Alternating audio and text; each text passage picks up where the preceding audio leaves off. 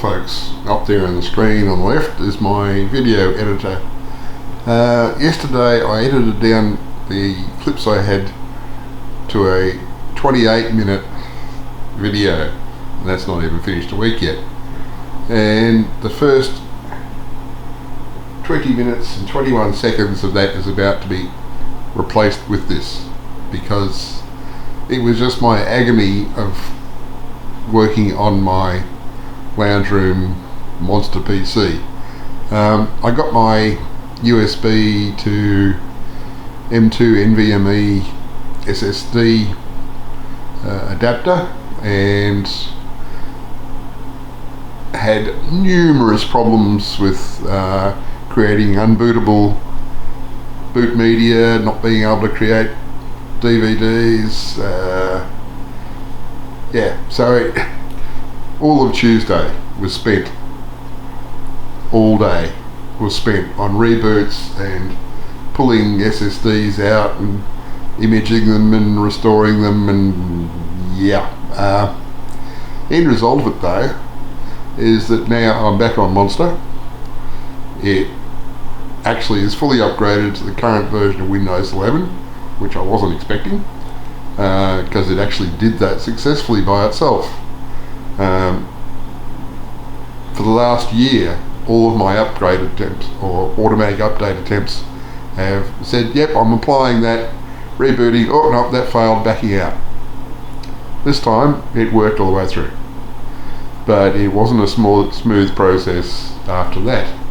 I ended up with a problem which caused me to take some actions as suggested, and one of those actions ended up making that SSD unbootable. Great.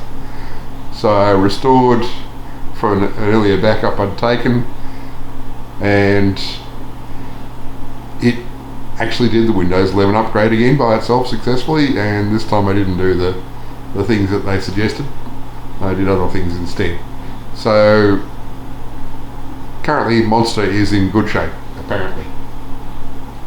And my workload that was absolutely hammering the notebook, I've seen peak at 23% on Monster, so I don't have to wait for things to happen anymore. So I'm sparing you over 20 minutes with this little preamble, and I'll stick that on the front of where you see this frame. So there you go, it's generating that edited video clip now, and it's working the machine a bit harder, so getting up to 34% even. So we're not suffering for horsepower. And this different view gives you a better look at why. There we go, 32 cores, 64 logical processors. That's enough to go on with. And it's got 192 gig RAM to play in. So I've come over to the shed to do a couple of things. One is my sign I created, which says behind this panel is a battery which needs to be reconnected before you try to start that genset. So I'm just going to stick that to the side, like that. And having gained access to my Outlook calendar again, I got a reminder that I'm due to change these two filters. In theory, the filters are changed every 6 months, and the UV lamp is changed annually, but because I've got this thing on a 12-hour on, 12-hour off timer, I figure, okay, I can stretch that out to a year and 2 years. I brought 10 years of normal supplies with me in the shipping container, so I figure I've got enough filters and UV lamps to probably see me out. Probably 20 years might do that. But anyway, I'm going to get on and change these two filters. Of course, before I do that, I've got to turn off the pump, which is this guy, and I've got to depressurise this system because up here there's the pressure reservoir, so I've got to go and turn the tap on around the side around here. The other thing I've got to do is turn off the tap down at the bottom where it feeds in from the tank, because the water level in the tank is high enough that it will just come out through the pump anyway. I figured this out when I turned on the tap around there, and after the pressure should have been released, it still kept coming out. So I'll go and try that now. Okay, that's better. But I expect I'll still get some backflow from the plumbing up high.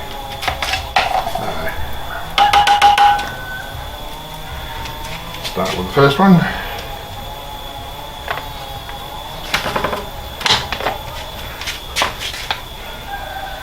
Let's see how tight it is now. That was okay.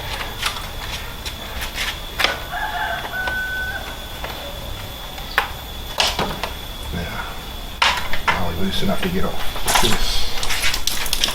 So there's the predicted water. I'm going to get a bit wet doing this. Look at it.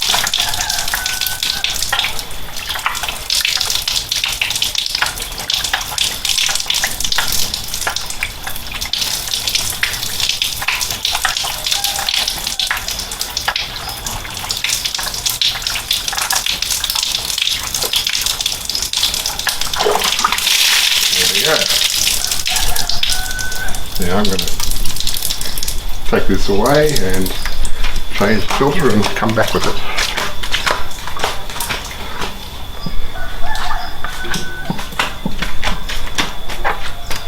Now, just let it go on. Hopefully it centres up nicely.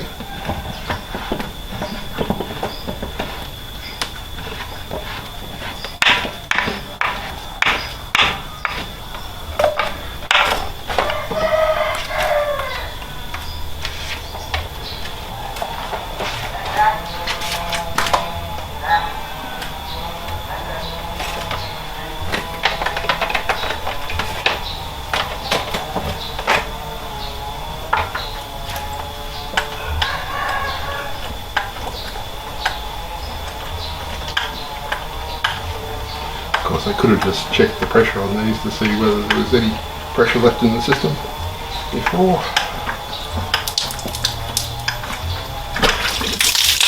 Okay. Back in a moment. Quite filthy. Yeah.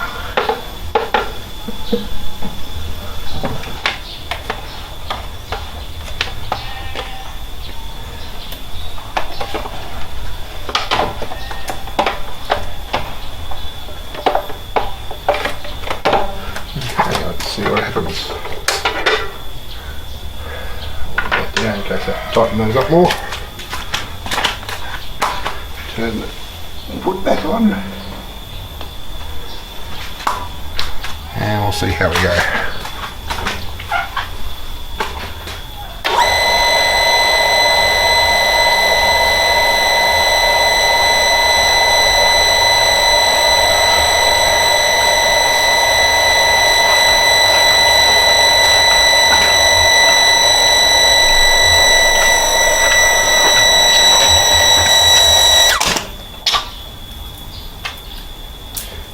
Bleed the air into that one.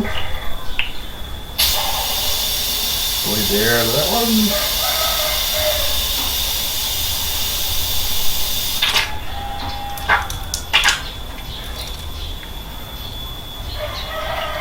Okay, I'll go and turn the tap on and see what happens.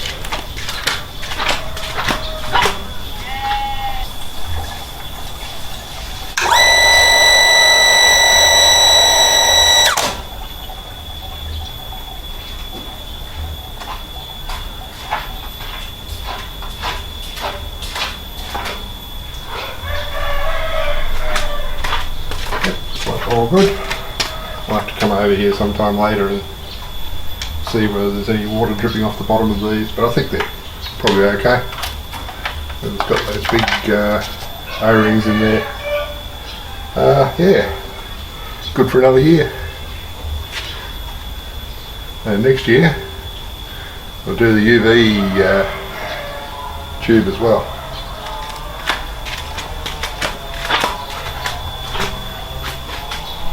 So those 3 cartons hiding under that bench are the ones with carbon block and polymer filters in them. And over here we have UV tubes. So I am well supplied for filtering supplies, and yeah, be nice if they didn't do that up there. That's some big lizards we got. It's not birds, because we know birds don't get near anymore. And another thing we did the other day, bought a small version of this. I didn't realise just how small until we got it. That was the one I complained about previously, where we ordered a wet and dry vacuum cleaner on Shopee, 2000 watt, with X attachments and what have you, and the one that showed up wasn't the correct one, but Lizzie got in contact with the supplier and they said yeah, we'll fix that, and then they let it time out so that she couldn't go and complain to Shopee that they hadn't done the right thing by her. So we got stuck with that one. So what I did with that one is I put an Australian plug on it so Jabida could actually find a power point to plug it into, because Australian power points are much more common in our house than Indo power points, and we have Australian extension cords galore. So keeping in mind how big that other one was, there's its little brother. So it's about half the height and about 2/3 the diameter. But still a 1800 watt motor on it, so it doesn't suck too bad. Yeah, you may remember up in that corner we had the lizard poo on the bench beside the computer from the diagonal brace up the top there. Guess what's above this collection of lizard poo? They must like those diagonal braces for some reason. What I really came over to the shed for was to check the bottom of these to make sure that there was no leaks, and they're both dry, so that's all good. And one more thing to do before I wrap up the video for a week and do an upload. Actually, I found additional things I've got to deal with. Wasp nest there that I'm going to deal with, and the sparrow nesting up here behind the light, so I'm going to deal with that as well. Well, that's got those 2 issues sorted out. That nest is no longer behind the light, and I've re-established that bit of wire mesh that was out of place so that they won't be able to get in there again and do that. And I hit this one up here with the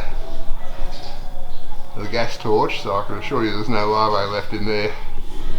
But those apparently very nasty wasps, so dealt with. I guess the other thing that was worthy of mention was the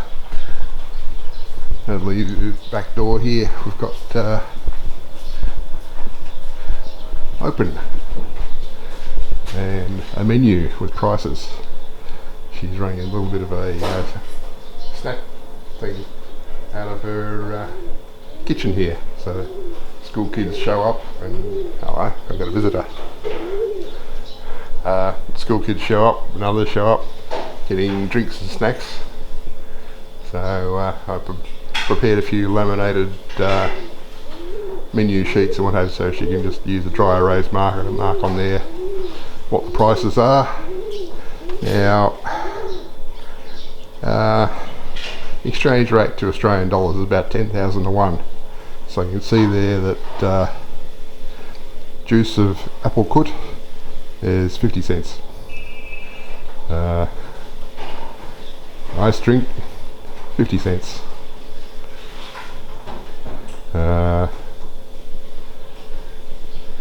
Yeah, so there's things there that are basically 10 cents. 1k. Stick crispy, 1k, so 10 cents. So it gives you an idea that food prices around here are much lower than they are in places like Australia. You can go out there through there if you know, if you like.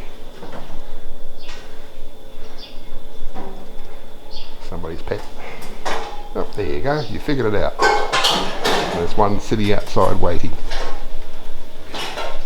Anyway, that's the end of this week's video. I spared you 20 minutes of trauma.